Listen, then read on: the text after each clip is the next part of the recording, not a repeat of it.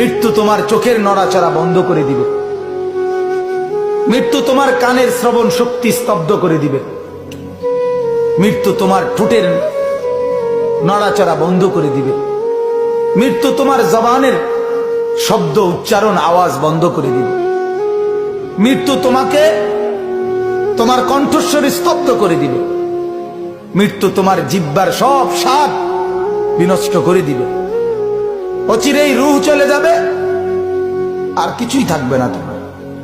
না কানের শ্রবণ শক্তি, না নাকের ঘ্রাণ শক্তি, না চোখের দৃষ্টি শক্তি, না চামড়ার অনুভব শক্তি, না পায়ের চলার শক্তি, না কল্পনার বিবেকের দিমাগের চিন্তা ফিকিরের শক্তি, কিচ্ছু থাকবে।